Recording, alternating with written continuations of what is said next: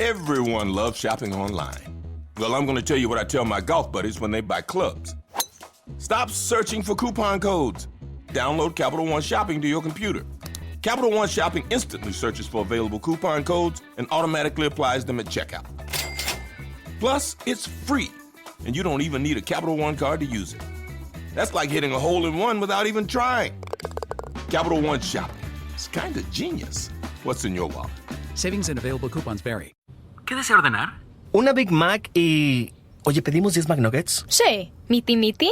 Dale. ¿Te acuerdas cuando mamá te hacía compartir y peleabas? Ey, más respeta a tu hermana mayor. El amor de hermanos deal de McDonald's. Ordena por anticipado por el app de McDonald's y llévate 2 de tus favoritos como McNuggets de 10 piezas y una Big Mac por solo $6. Precios y participación pueden variar. Producto individual a precio regular. Stories and content in Weird Darkness can be disturbing for some listeners and is intended for mature audiences only. Parental discretion is strongly advised.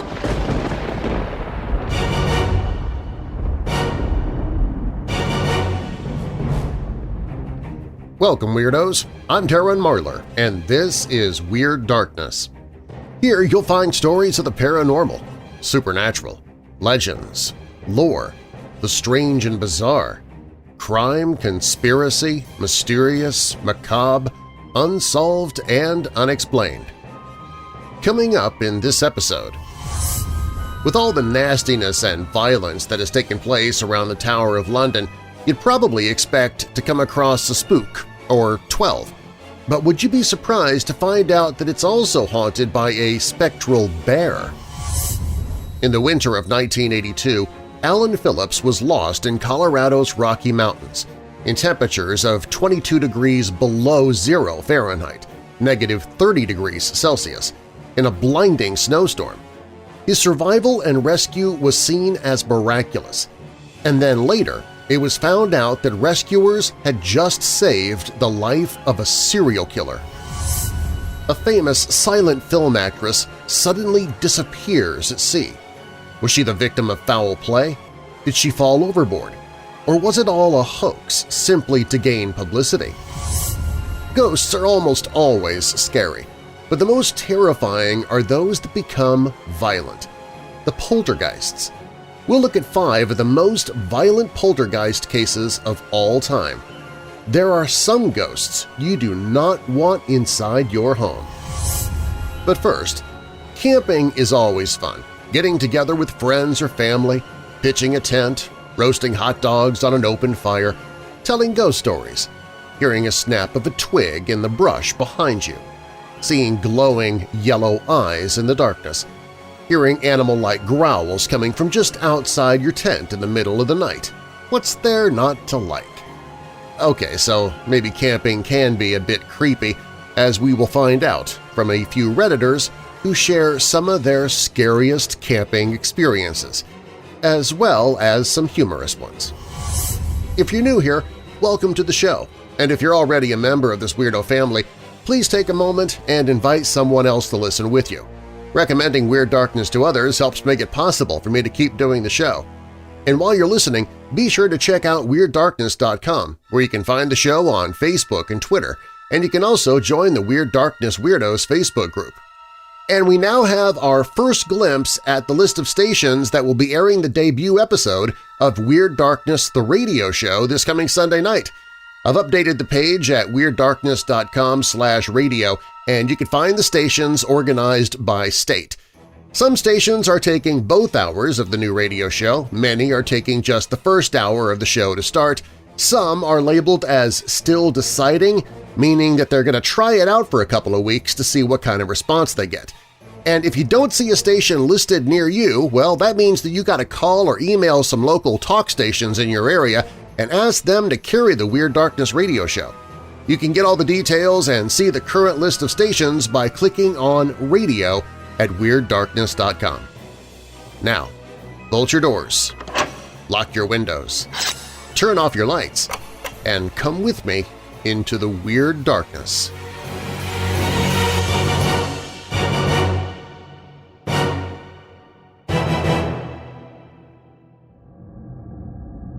Redditor Cheryl Bombshell asked some fellow Redditors the question, "Campers of Reddit, what is the creepiest thing that happened to you in the wilderness or at the campsite?" And the answers ranged from freaky to funny to full-blown terrifying. And I'll let you decide which story falls into which category. From Redditor Mastering the Flames. A few years ago, I loaded a bunch of camping gear onto my bicycle and spent the better part of the next 7 months riding 5,300 miles, that's about 8,500 kilometers, around the U.S. Most often, I preferred to wild camp. An hour or so before dark, I'd start looking for somewhere to disappear into the woods for the night, somewhere people were unlikely to find me and even less likely to care that I was there. A remote forest makes for far from a silent night's sleep. Think of all the crickets in a suburban neighborhood on a summer night and amplify that by about 1,000. There are always so many crickets and toads, and even the slightest breeze would stir music out of the tree leaves. Maybe I'd camp near a babbling creek, and it was always a highlight of the night, though not particularly uncommon to hear the yips and howls of distant coyotes. I can recall one night where I fell asleep to the sound of 2 nearby owls, one on either end of my tent, calling back and forth. One night in late September or early October, I was camping somewhere in the mountains of western Montana, and it was dead silent. There was not the slightest sound to be heard, not a single cricket, no nearby river or faraway coyotes. The dry leaves of autumn surely would not have required a strong wind to stir their song, and yet there was only silence. It was terrifying. I can only describe it as the loudest silence I've ever heard. It felt as though the entire forest was hiding from an equally silent predator. Suddenly, the occasional snapping of a twig, a common sound normally lost in the cacophony of the forest, was like a gunshot. I slept terribly that night, and morning could not come soon enough. From Redditor Spaceman Spiff 6962. My friends and I were at a gold claim on a river deep in the national forest. We had the campfire about 10 feet from the river, and the river was shallow at that point, but maybe 20 feet wide. On the other side, it was all heavy brush that steeply went up the mountainside. As we're sitting there with only the fire for light, joking around and drinking, I looked at the river and saw 2 glowing eyes across the river in the bushes. They were fairly wide apart. Before we sat down an hour or so previously, we had been shooting our guns in the open area so that we had them all still on us and leaned against the chairs. I told the guys, and we all stood up and shot all the guns we had up in the air to scare whatever it was off. We heard a deep growl, grumble, and then something crashing through the brush as it ran away. The next morning we went over there to see if there were any paw prints, and we found a set of big bear tracks. The bear was summing us up to see if it could take us all at once or not. If not for the guns being shot, it might have charged. From Redditor Anaconda TMZ.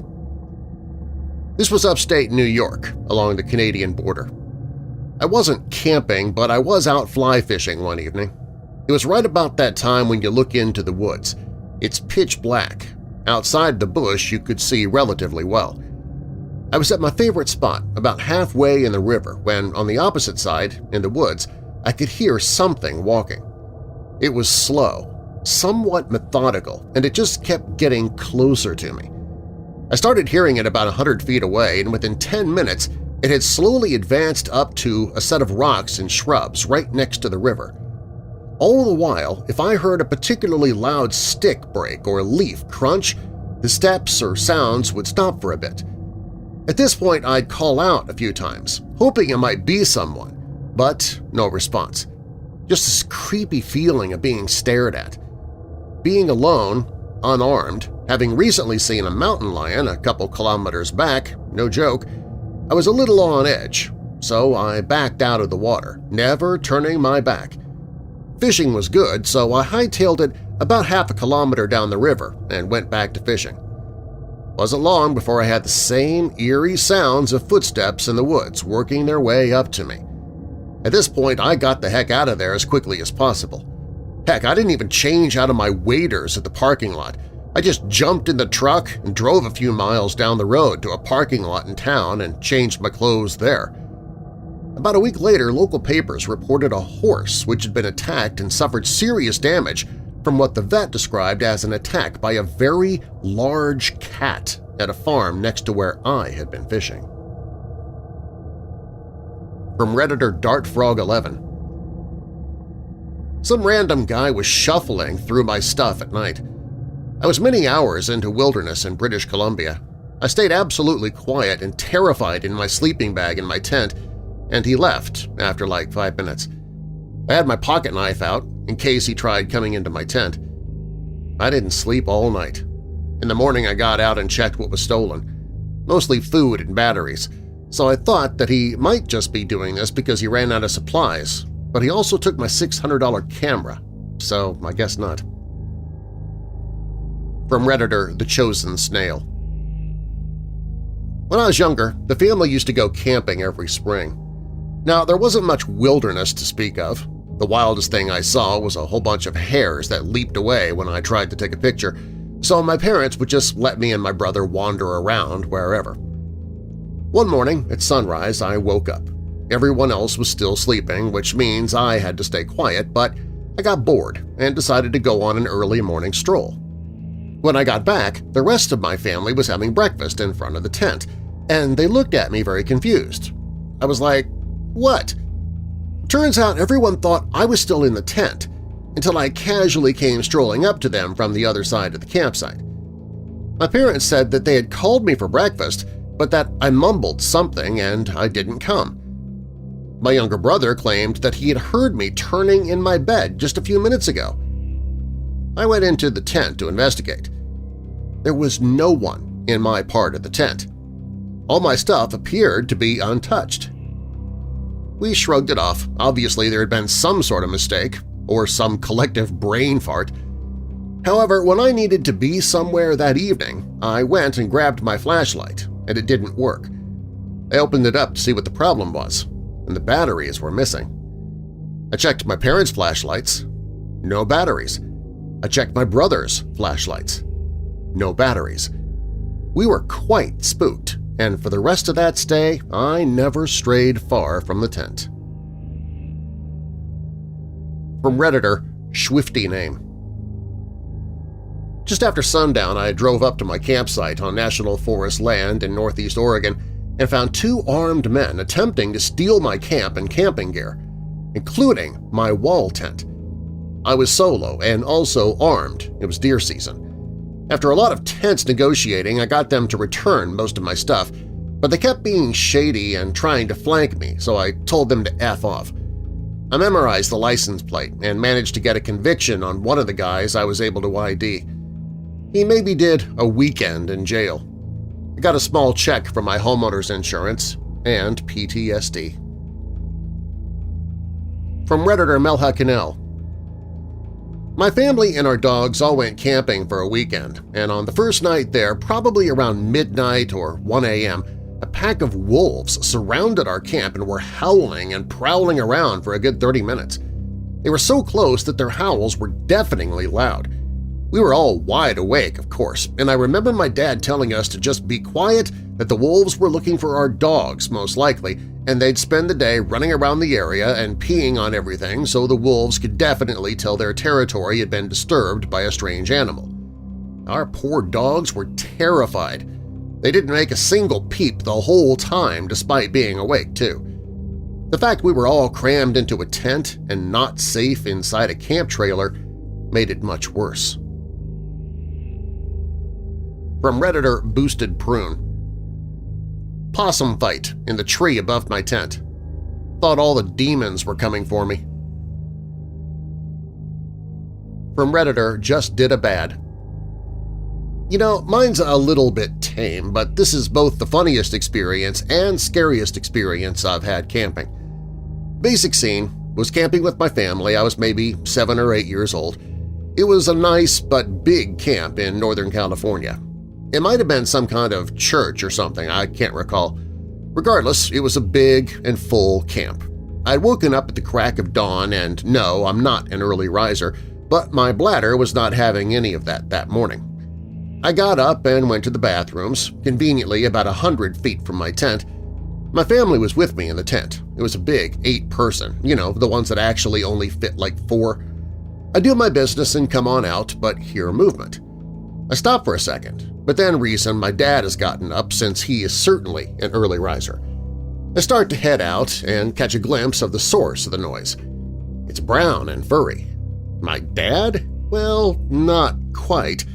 That aside, it was your friendly neighborhood California brown bear. I watched in a mix of curiosity and fear as the bear sat at the edge of our neighbor's campsite, tore off the top of their cooler, which they had kindly and stupidly left out. I watch as a bright yellow pack of hot dogs comes out and is removed from its packaging. This was a resident mama bear, we later found out. She knew her stuff. Upon eating the hot dogs, I then witnessed the weirdest thing I've ever witnessed in my entire life. This bear manages to pull out a beer, or some glass bottle, although it was more than likely beer or some hard drink from the cooler, and expertly pops off the cap by simply grabbing it in her teeth and bending it off. It proceeded to tilt its head back and drink what it could, and it promptly left. Honestly, I don't trust my memory fully, but that is to date my weirdest, funniest in hindsight, and scariest experience whilst camping. From Redditor Mr. Smelly Evans. When I was camping, I heard lots of rustling and noise during the night. I was alone in my tent, but there was 100% something moving outside. I was terrified, and I saw silhouettes of an animal in the distance moving. All of a sudden, I heard the biggest and deepest moo you've ever heard. A herd of free-range cows had found their way to me. One cow almost took down my tent, but it was all good. They were really chill. From Redditor Diesel Down. I used to camp pretty often at a wilderness spot that was a flat ridge on top of a big steep hill. One section had a trail that was steep but manageable, but the rest of the hill's almost vertical, and it would be impossible to climb without ropes and a bunch of climbing gear. Even though the top was flat, it was a heavily wooded area, thick pine trees, lots of underbrush. Great views of the area, and far enough off of the road we never saw other people. That particular trip, my girlfriend and best friend came along, so 3 of us spread out in 2 tents. Sometime in the middle of the night, a storm blew through and dropped about an inch of snow on our tents. It was a calm night, without any wind, and really peaceful, all zipped up in our sleeping bags. When we woke up at first light, there was a distinct trail of human footprints in the snow that went all the way across the ridge, through our camp, and came about 2 feet from our tents. The crazy thing was the footprints started from an area that would be impossible to climb up and ended at another area that would be impossible to climb down, let alone in the dark, with snow making rocks slippery. We measured the footprints, and they were smaller than my friend and I's boots, too big to be my girlfriend's. Could never figure out how someone climbed up that section in the middle of the night, moved through the thick forest without making a sound, and came so close to our tents without anyone knowing. Creepy enough, we packed up pretty fast and got out of there. From Redditor Ellers Danlos Sucks. I was on a search and rescue training weekend. We specialized in locating downed private planes, so we were seriously in the middle of nowhere. Hours in the woods, we found an old abandoned lookout tower. The inside was covered in huge, graphic paintings of animal sacrifices. The middle of the room had a pile of animal bones. The whole thing was unbelievably creepy. From Redditor Mrs. Massacre. I live in Montana, so camping is just what we do. I'm an experienced camper and have ran into a lot of situations doing so, but the creepiest/scariest one was when we were camping by Cook City here in Montana. The area is well known for grizzly bears. I camped in grizzly territory lots of times, so it didn't bother me. When grizzlies pass through your campsites, they usually don't mess with your stuff because experienced campers have nothing exposed which would interest a predator. However, in the middle of the night, I was awakened by my dog Duke, who was low growling. I looked at him and he had his eyes totally fixed toward the outside of the tent, and he was ready to attack. It took me a minute, but then I heard the unmistakable sound of massive bear paws on the ground right outside the tent. Once you know the sound, you never forget it. My dog kept growling, and the bear began sniffing at my tent forever. I was completely terrified as my gun was on the other end of the tent. I didn't want to make a sound crawling over to it, as I did not want to alert the bear that food, me, was inside. So I laid perfectly still. Duke continued to growl and growl at the bear until finally the bear pawed at the tent in an attempt to get in. He didn't claw at it the first time, but his claws scraped across the canvas, and it terrified me. That's when I instinctively, scared, shouted out, "Hey! Get away!" And it scared the crap out of the bear. You could hear it was startled and ran off a bit. I grabbed my gun and unzipped my tent to peek outside. I couldn't see the bear in the darkness, but my dog took off running in the direction that the bear had fled. That's when I heard it lumbering off into the forest. Eventually, Duke, that good old boy, came back, and he would not get back into the tent. He sat outside the tent the rest of the night, keeping watch. He was a good boy. Rest in peace, Duke.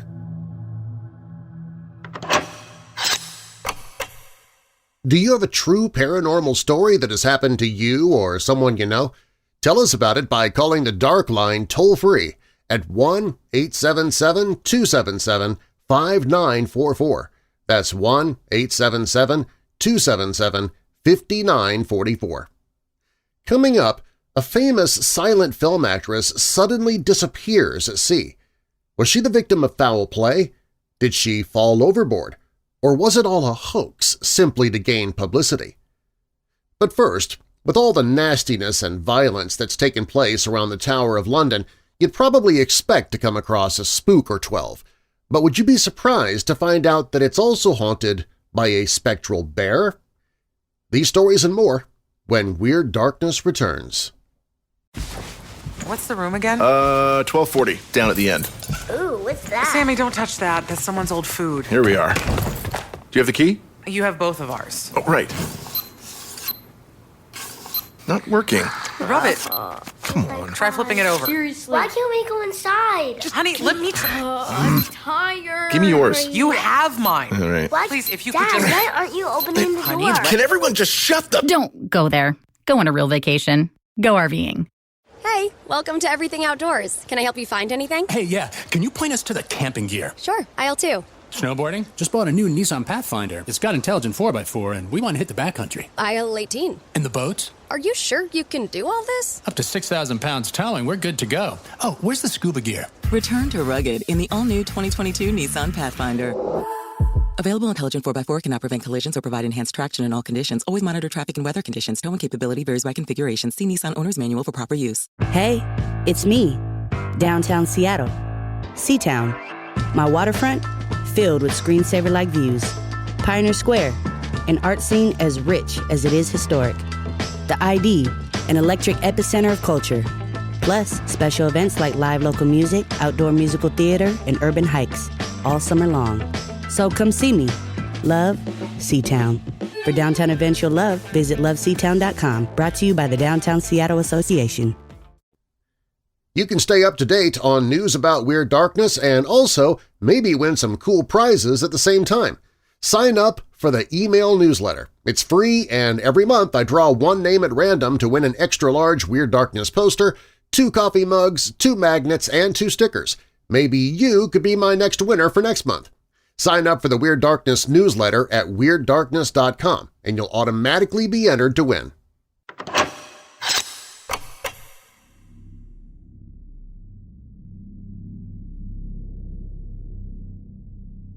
The Tower of London is known to be one of the most haunted sites in London. With its grisly past, it's not really surprising that many people have claimed to have seen the traumatized spirits of those who have gasped their last breath behind its grim and imposing walls. Anne Boleyn, with head not necessarily on her shoulders and without, Margaret Pole, Arabella Stewart, Guy Fawkes, Lady Jane Grey, Sir Walter Raleigh, and the two princes have all been seen at one time or another taking their ghostly constitutionals. There's even a suit of armor once belonging to Henry VIII which is believed to be possessed by a malevolent spirit who takes particular pleasure in choking night guards. However terrifying these experiences would be, crushed by an invisible enemy or watching the figures from your history books come to life, well, figuratively at least, nothing would have compared with coming face-to-face with a ghostly fiend in the shape of an extremely large bear. On one strange night in 1816, at the same time as Mr. George Offer claimed to hear strange noises coming from the Martin Tower, one of the guards on night duty was alarmed to witness the figure of a huge bear issuing from underneath the jewel room door. Raising his bayonet to strike the creature, he was horrified to find his weapon went straight through it and lodged in the doorway behind. Scared out of his wits, he collapsed in a fit. On being discovered, all sign of the ghostly gray bear having evaporated, he was carried, mumbling, to the guard room. On inquiring about the man's mental state before the incident, Edmund Lenthal Swift, keeper of the Crown Jewels, was assured that the guard had been perfectly fine and in good spirits. The doctor who'd been sent for dismissed any concerns that the sick man had been drinking on duty, unequivocally stating that he could not discern any sign of intoxication. Swift, checking on his guard, was shocked to find him changed almost beyond recognition. He never fully recovered, only managing to feebly and repeatedly recount what he had seen. He sadly died shortly afterwards. Whatever he had seen had shaken him to the core. It seems very much likely that he died of fright. Taking on face value the truth of what happened and ignoring any suspicion of inebriation, what was it that the guards saw? A number of theories have been put forward over the years. The Tower of London, as well as being a prison for some of the most high-profile prisoners in the country and a safe for the most precious royal jewels, also had for over 600 years another unique function.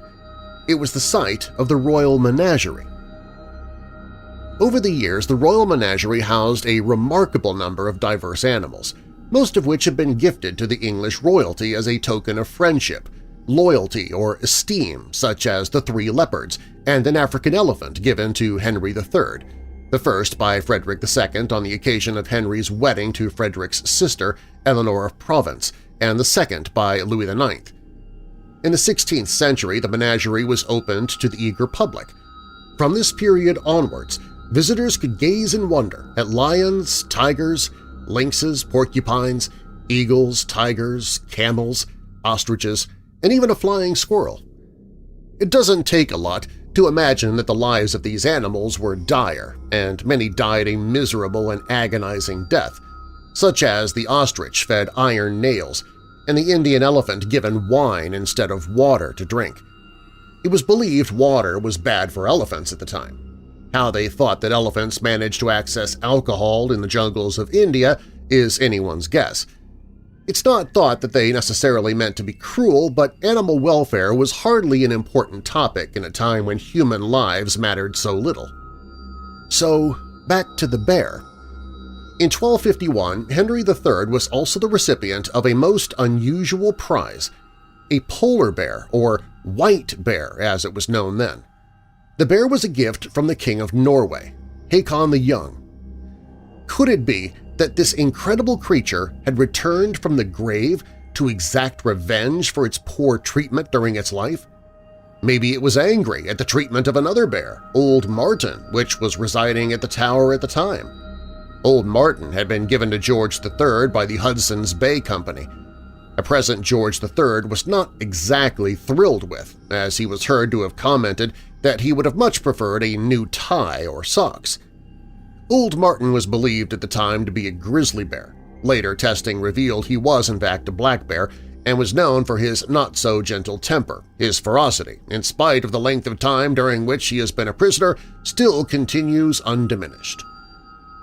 It does seem unlikely that this was the reason behind the apparition, as Old Martin was perfectly capable of fighting his own corner without a phantom champion, although it may explain why the sentry tried to use a bayonet on it. Maybe in his confusion he somehow thought Old Martin had escaped. Animal ghosts are not an unusual occurrence in Britain. Even in the Tower, people have attested to hearing the ghostly roar of lions and the sound of hooves pounding the cobbles. There are even other accounts of ghostly bears. For instance, in a house in Cheyne Walk in Chelsea, there were regular reports of a phantom bear stumbling around in a frenzy.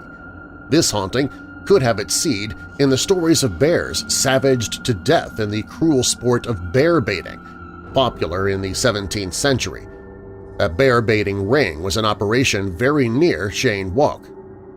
Another theory is that it was the spirit of a black bear belonging to Dante Gabriel Rossetti, who lived at number 16 in the 1860s, this bear forming part of his collection of exotic pets. There's also another spooky tale from Nantwich in Cheshire, which tells of how the landlord, John Seckerton of the Bear Inn, kept 4 bears as a marketing strategy. Unfortunately, in 1583, the inn caught fire, and Seckerton released the bears in order to save their lives. Those trying to put out the fire must have had a heck of a time trying to avoid these 4 frightened animals. I don't know if they were killed soon after, but people have claimed to have seen their spectral forms wandering the streets of Nantwich in a confused and distressed state. So was it the ghost of a mistreated medieval bear, or was it the manifestation of an even earlier incarnation, and one which had even more reason to harbor resentment against its human nemesis? Elliot O'Donnell, a well-known expert in hauntings and compiler of ghost sightings, refers to the incident at the Tower of London in his book Animal Ghosts, Animal Hauntings and the Hereafter. In it, he puts forward a number of theories, including his favorite, that the bear was the phantasm of some prehistoric creature whose bones lie interred beneath the tower, for we know the Valley of Thames was infested with giant reptiles and quadrupeds of all kinds. This is just as probable a theory as any other. Before the onset of the Ice Age, brown bears were commonly found throughout Britain, including London. These herbivores, prehistoric cave bears, were huge, larger than any bear alive today, being 5 feet tall at the shoulder, nearly 10 feet long, weighing 400 kilograms. Their population dwindled during the Stone Age, falling to very low numbers in the Iron Age until they were finally hunted into extinction. Whether or not you believe that it was a primeval creature angry about the demise of its race or the revenge of a former captive making a one-off performance for old time's sake, the odd feature of this haunting was that it did only happen once. All these other ghostly bear appearances have had more than one encore. Could there be a more sinister reason behind the creature's manifestation? And was it really a bear or simply a spirit in the form of a bear? Another theory put forward by O'Donnell was that the manifestation was that of a vice elemental. According to him, there exists in our world a number of elementals. They can be helpful and benevolent to humans, but in general, most are not. O'Donnell believed that these vice elementals, often used in occult practices, are always with us, whispering in our ear, trying to persuade us to harm ourselves, mentally, morally, physically. These sinister supernatural entities can take many shapes, including beautiful women and manipulative men, as well as the most terrifying creatures of both man and beast. Other examples given by O'Donnell are the Gwilgie of Wales, a Welsh version of Old Shuck, and the Mouth Dog of Peel Castle, Isle of Man. The legend of the Mouth Dog, although diverging in many ways from the tower's ghost bear, definitely had the same fatal outcome for one unlucky soul.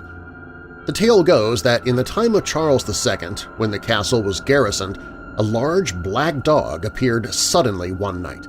Every evening it would make its way to the guard room and sit down at the hearth, where it would remain until morning when it would vanish. The guards, initially frightened by its presence, gradually became used to it, although they would always remain sober and were careful never to speak bad words in its hearing. One of the routine duties of the soldiers involved taking the keys to the captain of the guard room after the castle was locked up for the night. The captain's quarters lay at the end of a dark, narrow passage.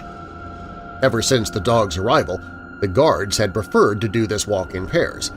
That is, until one night when one of them, brave because of drink, bragged that he was not afraid and would go alone. He refused to be dissuaded, challenging the beast with the words, "Let him come, I'll see if he is dog or devil." As he left, the dog stood up and followed. 5 minutes later, the men heard soul-wrenching screams and unnatural howls coming from the passage. Terrified, they found the guard unconscious. 3 days later, he was dead. He was never able to reveal what he had witnessed. The hound, however, was never seen again. In both the cases of the Mouth Dog and the Tower Bear, the men saw something that frightened them to death. What it was, we will never know. Was it an evil spirit? Was it the devil himself? The devil was believed to have the ability to transform into any creature. His favorite forms seem to have been cats, dogs, wolves, and goats. He was also known to, on occasion, take the form of a bear. In a pamphlet produced by the Reverend John Davenport in 1646, he includes a morality tale set 24 years earlier concerning the witch John Winnick. Winnick was angry. He lost 7 shillings and was convinced that a member of his family had stolen his money. In a moment of rage, he declared that he would accept help from anyone, even a wizard. Just then, the spirit of a black, shaggy creature appeared before him with the paws of a big bear. The bear-like spirit agreed to help Winnick if he would in return worship him. Winnick, his greed taking over, assented to this condition, and as promised, his money was returned. Unfortunately, Winnick had made a terrible mistake. The bear revealed himself to be Satan in disguise, so not only did Winnick have to bow down to a bear spirit, but he had forfeited his soul to the devil, all for a few coins. So perhaps the guard in the tower saw the face of the devil, or perhaps not. There is one last theory, which, if you believe in ghosts, might seem the most likely and would link itself to the history of the tower. This is the idea that the ghost was the spirit of a man or a woman who had taken the form of a bear. The history of the tower is a gruesome one, to put it mildly. Countless numbers of people were imprisoned there. Their suffering would have been immense. Most of them would have been interrogated and many tortured. In a way, worse than the physical abuse would have been the mental agony, not knowing what was happening or if they would ever be released. Often, this anguish would last for years. If you believe that ghosts are echoes of the past and that walls of buildings can absorb negative energy, then it's perfectly possible to accept that maybe the ghost bear was either a manifestation of this pain or the anger of one particular soul whose nature in life was already hardened and violent or became so during their incarceration. Maybe in death they associated themselves with the ferocity of the bear and so for one night only manifested as such.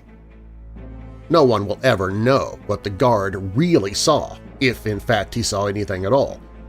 In the end, it doesn't really matter.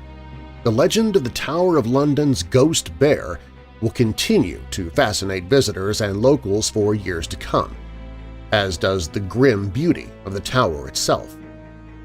A word of warning: if you happen to see a bear-like form start to manifest itself in front of you while taking a tour of the tower, run.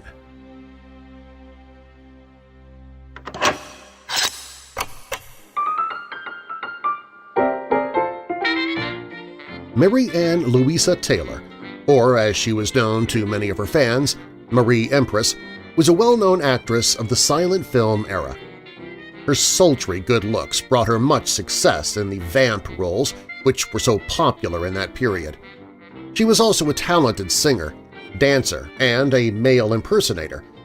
Unfortunately, none of her films survive, so today, even among film historians, she is largely an overlooked figure. She's now only remembered, when she's remembered at all, for the peculiar circumstances of her death. Little is known about Marie's personal life. When she was 18, she married a dentist named Walter Herbert Horton. In 1906, after only 4 years of marriage, she left him in order to pursue a theatrical career. Horton, who seems to have taken the loss of his wife with equanimity, then moved to New Zealand. As he explained in their 1918 divorce suit, a wife did not want her husband when she was on the stage. Like most performers of her day, Marie supplied the press with many colorful and entirely fictitious details about her life, leaving her real history largely a mystery. She became a comedienne in the music halls of her native England, where she was billed as the girl who was making a name for herself. This was not hyperbole. She was soon successful enough to be emboldened to try her luck in American vaudeville, where critics praised her winning personality and dainty, dark beauty. In 1915, she made her screen debut in a melodrama called When We Were 21. Again, she was an instant hit. Her films consistently did well at the box office, and reviewers enthused over her beauty, charisma, and acting talents. In short, Marie was well on her way to becoming one of cinema's biggest stars. In the fall of 1919, Marie went to England to make personal appearances and negotiate film contracts with English producers. On October 16th, she boarded the Cunard steamer Orduna for her return to New York. The glamorous 35-year-old actress, always dressed in black and sporting a monocle, naturally attracted a good deal of attention from her fellow passengers. She kept largely to herself, but seemed in excellent spirits. On the evening of October 26th, the Orduna was 2.5 hours from its last stop in Halifax. Around 6 p.m., a stewardess brought dinner to Marie's stateroom. Marie told her that she wasn't feeling very well and wasn't sure if she could eat anything. But half an hour later, when the stewardess returned to collect the dishes, she found that the actress had finished her meal. Marie told her to come back at about 9:30 with some sandwiches. It was apparently her habit to have a robust snack before going to bed. The stewardess noted that Marie seemed cheerful and good-humored, as indeed she had been throughout the entire voyage. When the stewardess brought the sandwiches at precisely 9:30, she found Marie's stateroom empty. Presuming the actress had gone out on deck, she put the food on a table and left. The next morning, the stewardess tapped on Marie's door. There was no answer. When she entered the room, she found that the bed had not been slept in. The sandwiches were untouched. The only items missing from the stateroom, besides Marie, were her handbag and the jewelry she had worn the night before. When she reported this oddity to the captain, he had the ship thoroughly searched. There was no sign of Marie, and no one on board remembered having seen her. The only conclusion the passengers and crew could come to is that sometime between 6:30 and 9:30 on the night of the 26th, Marie had gone overboard. Whether accidentally or deliberately, no one could say. The first mystery is how the actress could have gone into the sea. The porthole in her stateroom was far too small for her to fit through, and in any case it was found locked from the inside. For her to go on deck, she would have had to travel a number of well-lighted passageways and salons which, at that time, were crowded with people. The deck itself was also brightly lit and full of passengers and crew members. Surely it was reasoned someone with Marie's striking looks could not have slipped through and thrown herself into the sea unobserved. The second question is why Marie would have wished to drown herself. Although she seems to have not spoken much to anyone on the ship, there was nothing indicating she contemplated anything other than a successful sojourn in New York. A rack above her berth contained a number of photographs of herself, which she intended to give to the press when she arrived. From Halifax, she had cabled a New York hotel asking them to reserve a room for her. She had just completed a triumphant tour of Australian music halls, and her stewardess said Marie had hinted to her that she might soon marry. Her disappearance was considered so inexplicable that newspapers declared that Marie was alive and well and staging an epic publicity stunt, a theory bolstered by her proven ability to pass herself off as a man.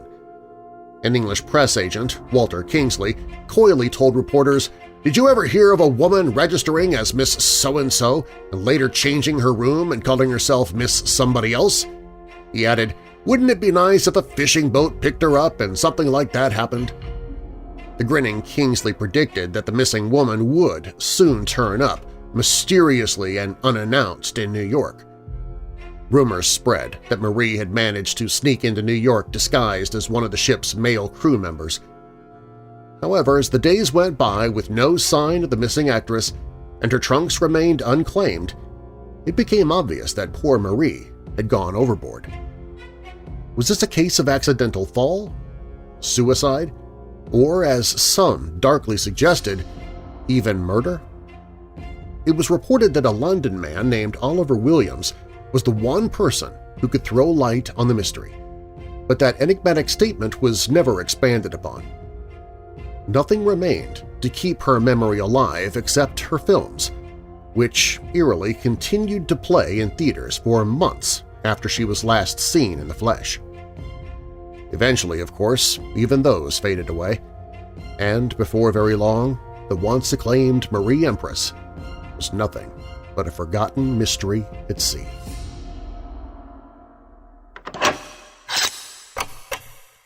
Coming up, ghosts are almost always scary, but the most terrifying are those that become violent.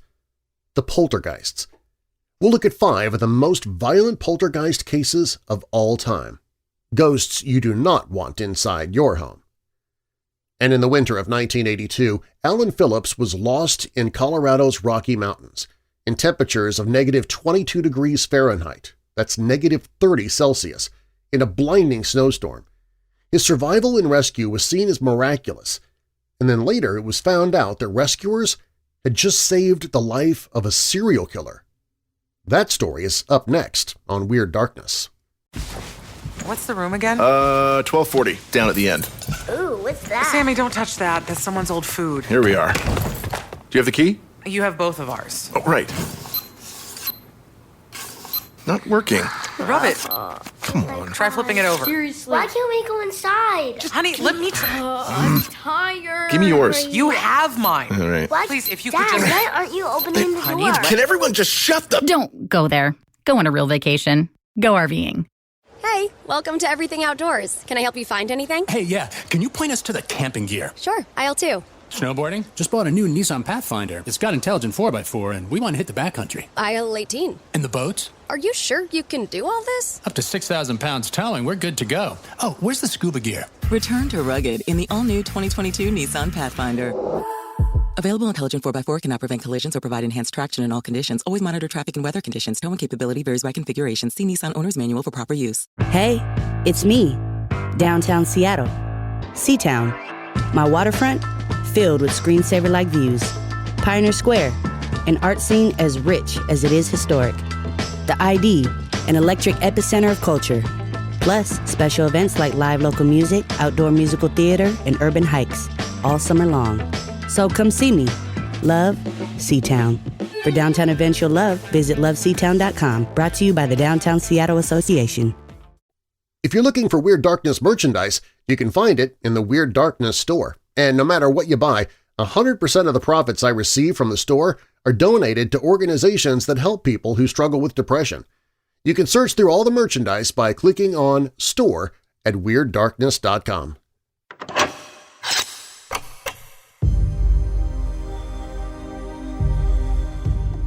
Alan Lee Phillips, a 30-year-old mechanic, was rescued from the top of a high pass called Guanala Pass in Colorado's Rocky Mountains in the winter of 1982, with temperatures down to -22 degrees Fahrenheit, -30 Celsius, in the midst of a snowstorm. Local papers described the rescue as a miracle.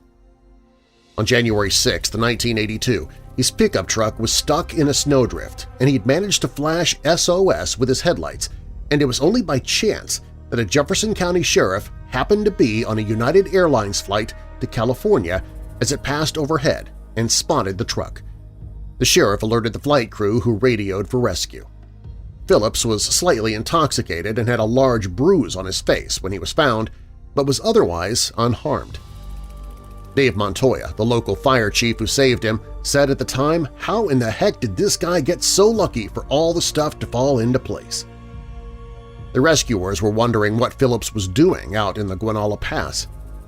40 years on, the reason has become clear, and recent DNA analysis has found that hours before his rescue, the mechanic had shot and killed 2 young women who were hitchhiking nearby and whose murders had never been solved. The story has switched from a miracle rescue to that of a despicable killer of hitchhikers in the famous skiing areas around Breckenridge, Colorado. Montoya said that on the night that he got the call from the dispatcher that a stranded motorist had been spotted from an airplane, he thought it was the craziest thing I ever heard of. He arrived at Guanella Pass 15 minutes later and found Phillips. Sure as heck, there he was in his little pickup, and he saw me and said, "Oh God, I'm saved!" He said he got drunk and decided to drive home, and I said, "You came up over the pass?" And he said, "Well, it seemed like a good idea." Phillips explained the large bruise on his face by saying that he climbed out of his truck to go take a pee and he'd been blinded by the snow and hit his head into the corner of the truck. Only later was this version of events proven to be completely fictional and, in fact, had been inflicted by one of the women he'd attacked earlier in the day. Annette Schnee, 22 years old, and Barbara Bobby Joe Oberholzer, 29, both went missing whilst hitchhiking near Breckenridge, Colorado, January 6, 1982. Annette was last seen at about 4:45 p.m., and her body was found 6 months later, face down in a stream, having been shot in the back. Barbara disappeared after leaving work colleagues just before 8 p.m. Her family found the body with a bullet wound in her chest the next day on a snow embankment about 20 feet from the road below another mountain pass, about 10 miles from Breckenridge, about 50 miles from Guanella Pass. Charlie McCormick, 81, a retired Denver murder detective who'd been working on the cold case since 1989 after being hired by the Schnee family, said in a statement to the Denver Post, "I've been trying to define my emotions, and it's been hard to do. I never thought I'd see the day. It's been a long haul." He got a call from the team's lead genetics researcher to tell him the news. She said, "We got him. It was phenomenal, something I thought I would never see." In late 2020 into 2021, DNA from the crime scenes was analyzed using genetic genealogy against samples submitted on public DNA databases such as 23andMe and Ancestry.com, and it was linked to Phillips, now 70 and still living in the area. On February 24, 2021, police arrested Phillips, now a father of 3 who lived in Clear Creek during a traffic stop in Clear Creek County, and he was charged with the kidnapping, assault, and murder of both women. A preliminary hearing was scheduled for September 13, 2021. Eileen Franklin, 88, Annette's mother, said, "I thought maybe I'd be gone before I had closure to this case. I'm ready to go when it's my time now." Montoya said, "We ended up picking up the guy straight out of hell. He got his mercy, he got saved, he got his life saved.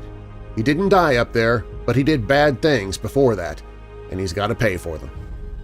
Jeff Oberholzer, Bobby Joe's husband, called the 4-decade wait for justice a hideous nightmare.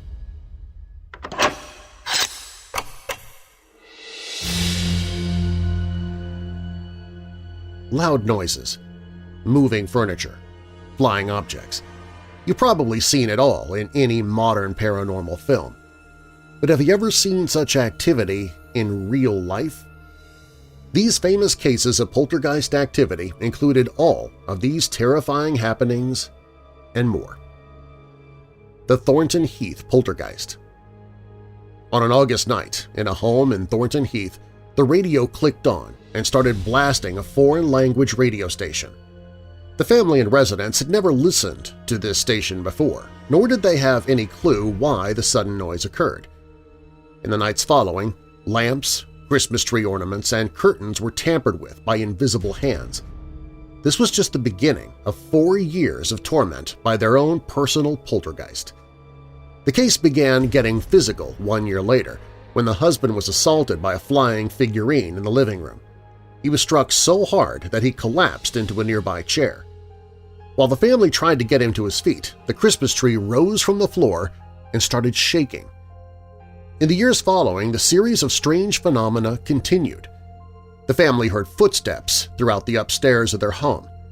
One night during a dinner party with close friends, the door began to shake and knock violently. As the group carefully stood to leave, the living room door flung open and all the lights in the home began flickering on and off. Later, one of the children in the family recalled waking to find an evil-looking man hovering above his bed. The boy said that he was wearing old-fashioned clothes. It was after these two incidents that the family decided to seek help. A local church put them in contact with the priest who performed a blessing on the home. However, this only seemed to make matters worse. The hauntings began to intensify. The family was directed to a medium who visited their home to attempt locating the cause of the haunting. The medium discovered that the entity was a deceased farmer named Chatterton. He was angry with the family because he saw them as trespassers to his home. The family did some archival digging and learned of a farmer named Chatterton who lived with his wife in the home in the mid-18th century. Shortly after this discovery, Chatterton's wife began making appearances as well. She targeted the mother of the family. Whenever the mother would walk upstairs, she would feel like someone was following her. When she turned around, Chatterton's gray-haired wife was following her. As soon as the old woman was noticed, she would vanish. After dealing with this torment for 4 years, the family finally gave up. They purchased a new home and left Chatterton's house behind. Once the family was gone from the house, the hauntings halted. There have been no further reportings of paranormal activity in the home that they left behind. The South Shields Poltergeist. In the winter of 2005, Mark, Mary Ann, the names usually used to protect the real identities of the victims, and their 3-year-old son Robert began experiencing bizarre poltergeist activity that would quickly grow out of hand. In the beginning, the doors opened and closed on their own, and strange sounds came from the walls. Soon, furniture seemed to be moving around the room by invisible hands. Chairs were found stacked, and large, heavy pieces of furniture were discovered displaced from one room to another. While these might seem like relatively common occurrences when it comes to the paranormal, they quickly escalated to become dangerous. One night, as the young couple was settling into bed, a projectile hit Mary Ann in the head. It was their son's toy dog. The son was nowhere in sight, and there was no one apparently there to have thrown it. The couple was bewildered. A few moments later, another stuffed toy hit Mary Ann, but this time with greater force. The couple reported an onslaught of toys after this, pelting them from all directions. They tried to hide beneath the blanket, but they felt an unseen force trying to pull the blanket away from them. Mark then cried out in pain. 13 red scratch marks were found on his back. The attack stopped as quickly as it had begun, but the couple was left horribly frazzled. Now the poltergeist seemed to have developed an affinity for scaring the family with children's toys. On one occasion, they found the son's rocking horse hanging by its reins from the ceiling loft hatch. On another, a toy bunny was found sitting on top of the stairs holding a box cutter. Mark and Mary Ann decided to seek help. They enlisted paranormal researchers Mike Hollowell and Darren Ritson. At first, the two were not sold by the couple's claims. Such violent cases of activity were rare, and it just seemed like too much. Regardless, they went to the house, set up their equipment, and waited. They were shocked by what they found. The paranormal activity in the home exploded. Toys flew around. Unexplained bangs filled the home. Voices came from a baby monitor. Their gear was turned on and off or broken by something unseen. Doors opened and slammed closed. Blankets on beds slid off. Objects levitated. Strange messages appeared on pieces of paper, and various objects were caught balancing at strange angles. Perhaps the most bizarre thing was the appearance of the entity in the son's bedroom, a large, dark shape on the balcony. It crossed through the room, then vanished. To cap it off, the investigators captured a recording of the entity attacking Mark. Deep, red gashes appeared on his back, thickening in color until the skin broke and he bled. Then, as suddenly as the attacks started, they stopped. The home went quiet and hasn't seen an ounce of paranormal activity since. The Pontefract Poltergeist. The Pritchard family moved into a new little home in 1966, and they immediately began experiencing strange events.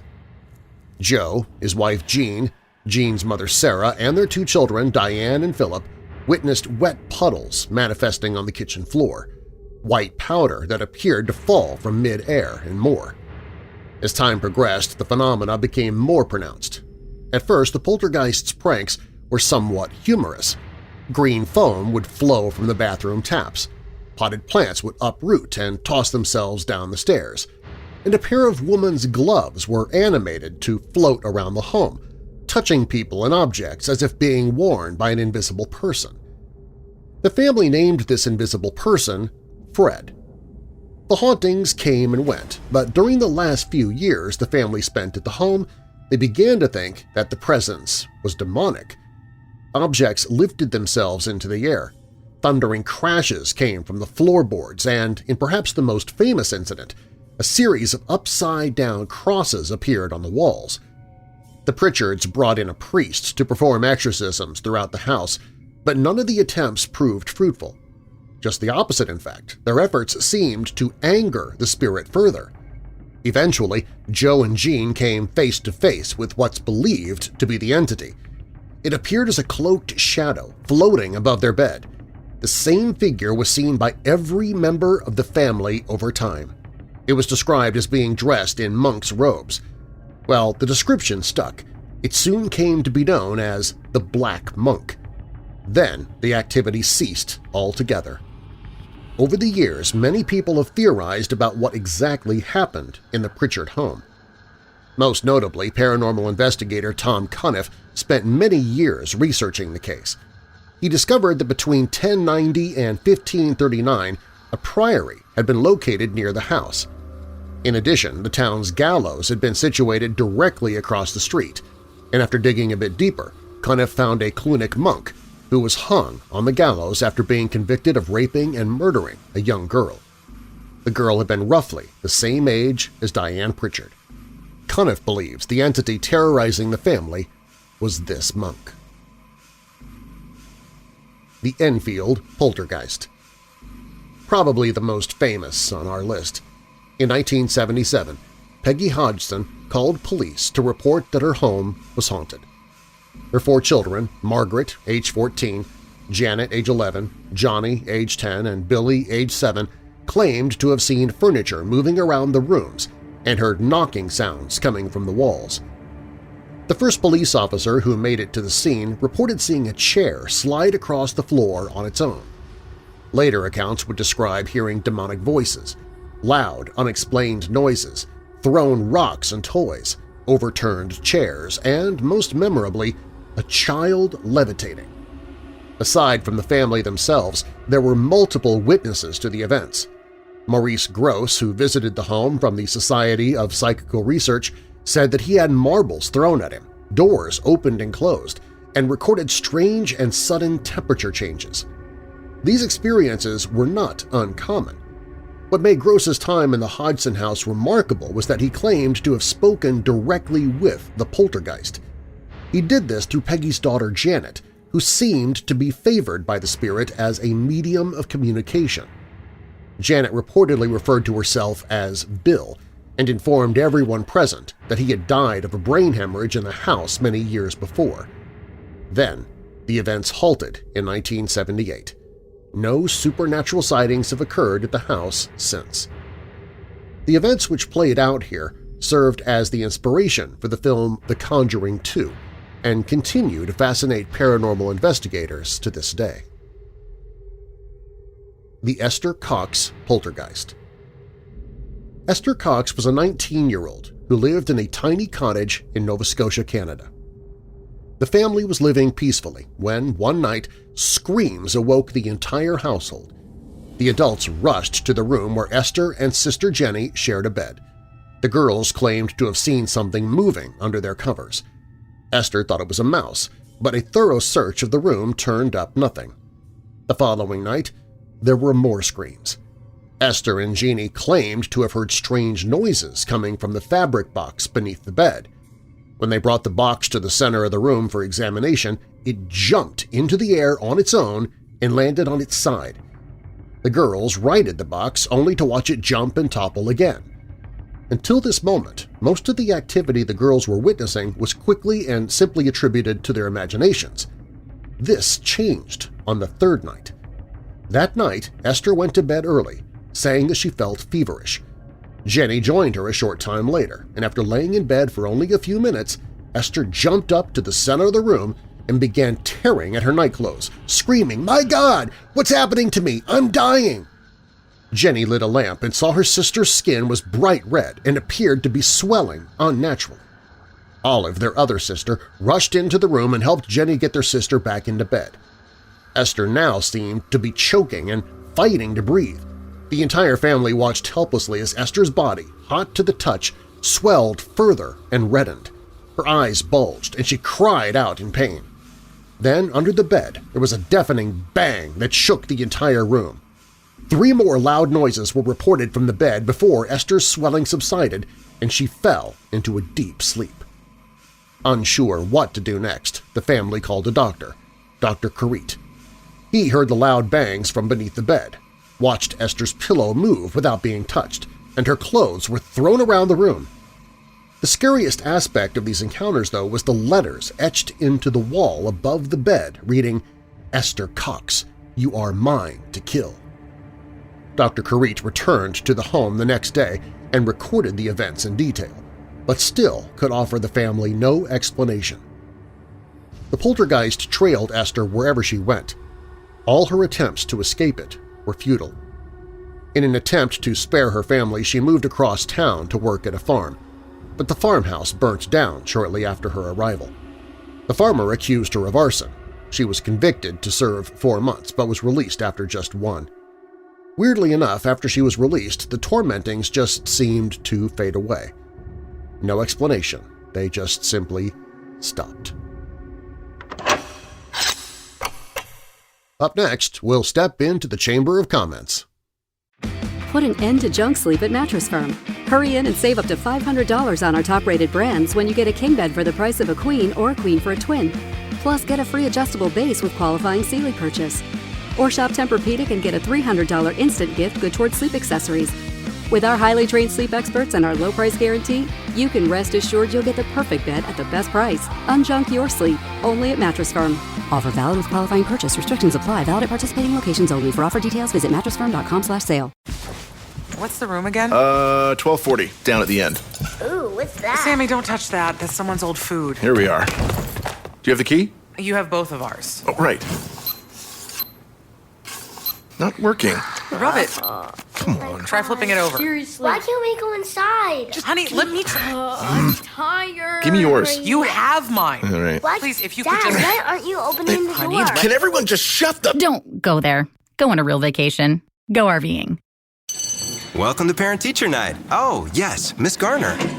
If you have one of those airline credit cards, you're probably not earning double miles on every purchase. You're right. My card only gets extra miles on some types of purchases. With the Capital One Venture Card, you earn unlimited double miles everywhere. Wait, but where can we use them? You can use Capital One Venture Miles on any travel purchase. Venture gets an A+. Capital One, what's in your wallet? Terms apply. See CapitalOne.com for details. Have you seen the Monster Channel? It has horror hosts, B-horror movies, retro television commercials, and a whole lot more.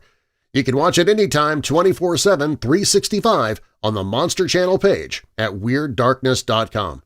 It's also where we hold our Weirdo Watch Parties each month. Get your monster movie fix on the Monster Channel at WeirdDarkness.com.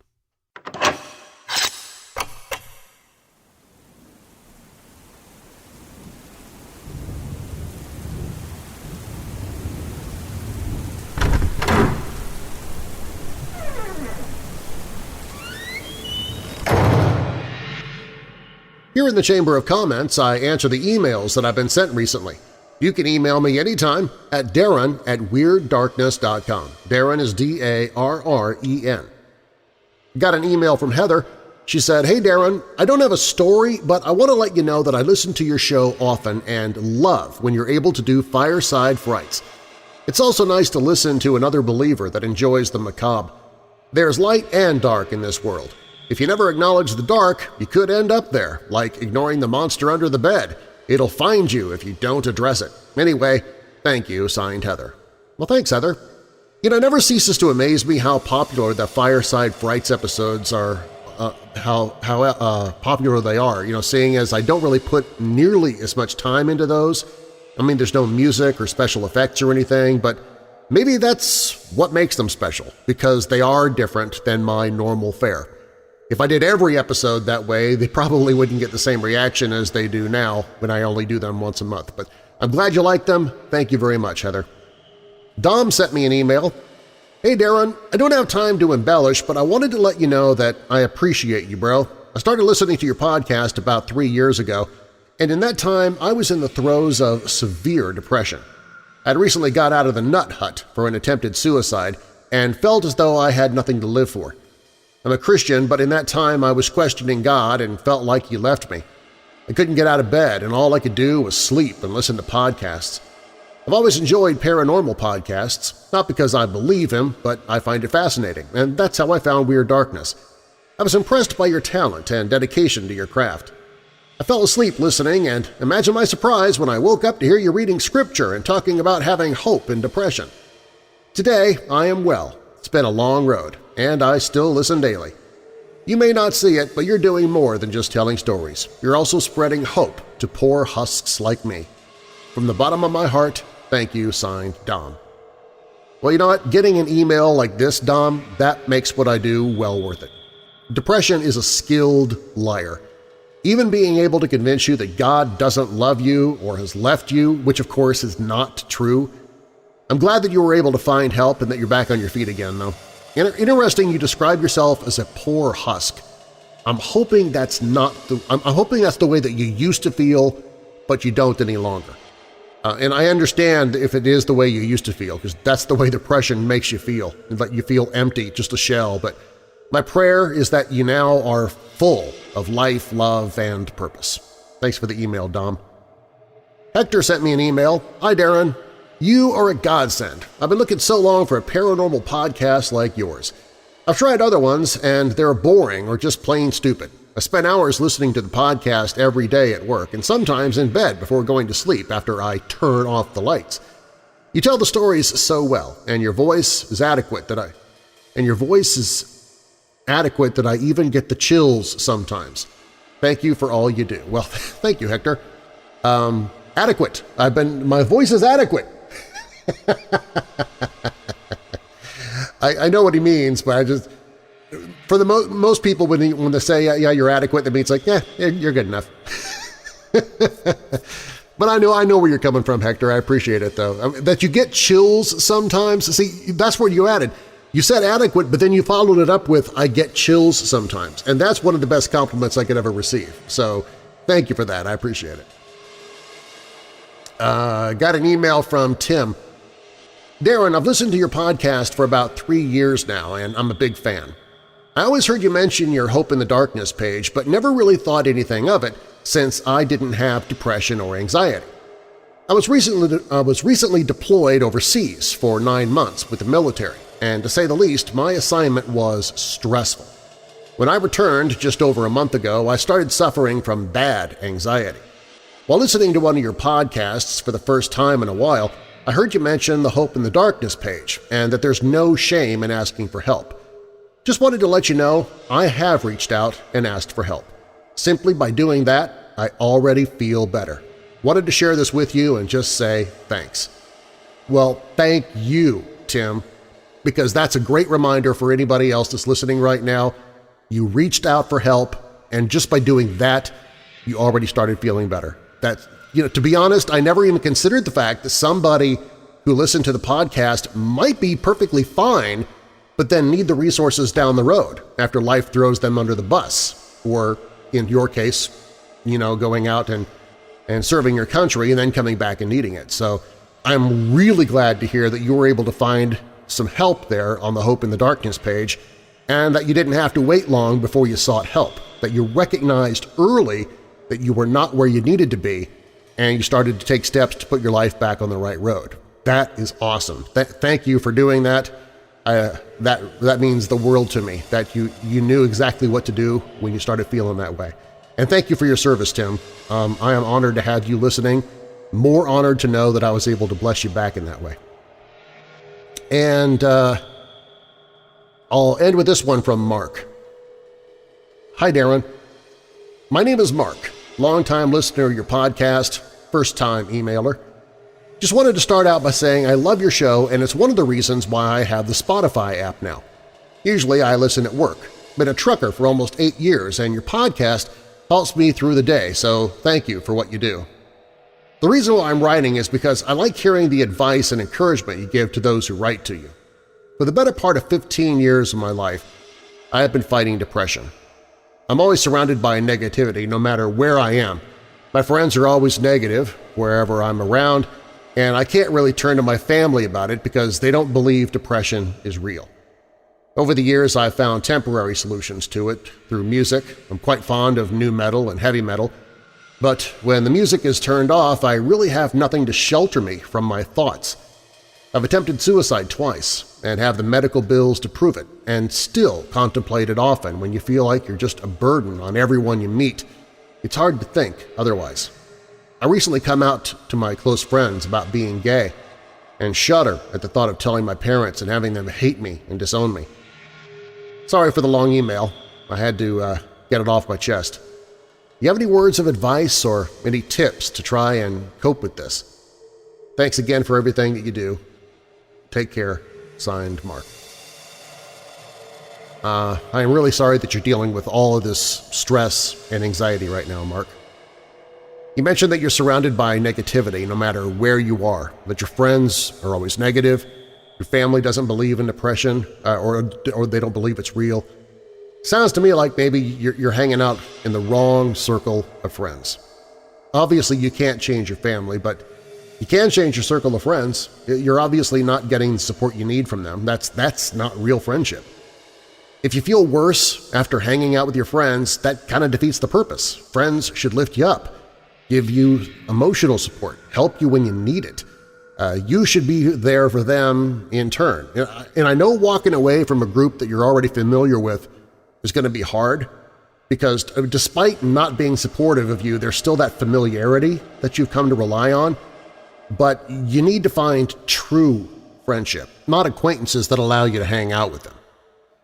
I think your first step, though, is to see a medical professional. They are most certainly going to understand or at least know about depression. You could even try going to a free local clinic somewhere. If you're on the road, you could see one of their doctors. Getting a professional medical diagnosis, that would be the most important thing to start with. You want to make sure it's nothing else that could be causing your issues. In the meantime, though, look for others that you can connect with. And since you're on the road a lot, I would recommend doing it online. You have a lot of people – well, I have had a lot of people tell me that they really do like the 7 Cups app and their website, which is at 7cups.com, because it connects them with others like them who are going through the same struggles. You can find groups that are around your same age, have your same interests, and I did check, there is an LGBT group in there, so if you want to check that out. It's all about having support where you need it. I hope that helps, Mark. Let me know how it goes. I'd love to hear that you're getting help, that you're making new friends, and that you're on the path to a brighter life.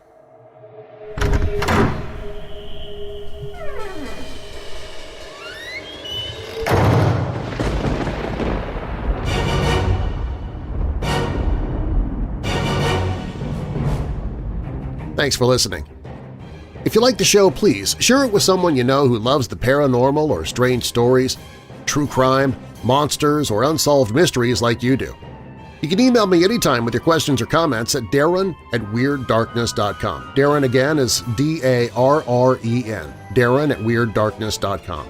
And you can find the show on Facebook and Twitter, including the show's Weirdos Facebook group on the Contact Social page at weirddarkness.com. Also on the website, if you have a true paranormal or creepy tale to tell of your own, click on Tell Your Story, or you can call the Dark Line toll-free at 1-877-277-5944. That's 1-877-277-5944. All stories in Weird Darkness are purported to be true unless stated otherwise, and you can find source links or links to the authors in the show notes. The Case of the Vanishing Movie Star is from Strange Company. Camping Creepies is by Erica Valverde for Ranker.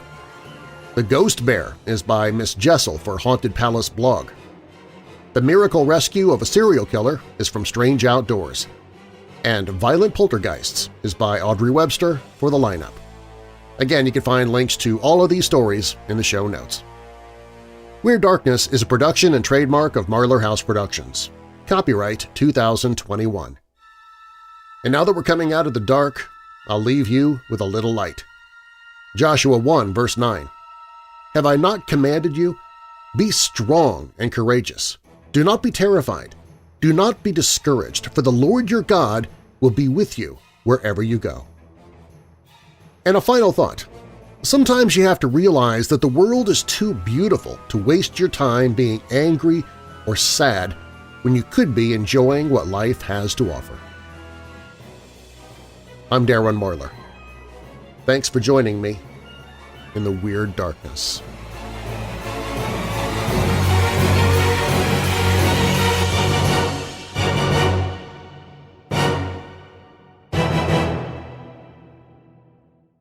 Want to receive the commercial-free version of Weird Darkness every day? For just $5 per month, you can become a patron at WeirdDarkness.com. As a patron, you get commercial-free episodes of Weird Darkness every day, bonus audio, and you also receive chapters of audiobooks as I narrate them, even before the authors and publishers hear them. But more than that, as a patron, you're also helping to reach people who are desperately hurting with depression and anxiety. You get the benefits of being a patron, and you also benefit others who are hurting at the same time. Become a patron at WeirdDarkness.com. We did it again. Verizon was just named America's most reliable network by RootMetrics for the 16th time in a row, proving once again that nobody builds networks like Verizon builds networks. That's why we're building 5G right. That's why there's only one best network, Verizon. Best and most reliable based on RootMetrics reports from second half 2013 to first half 2021 of 3 operators on all network types combined, not specific to 5G networks. Peacock fuels your true crime obsession with exclusive new originals. John Wayne Gacy, Devil in Disguise. Clowns can get away with murder. And Epstein's Shadow, Ghislaine Maxwell. She inherited Jeffrey Epstein's secrets. Plus the most bingeable crime series, Snapped. Sign up now at peacocktv.com.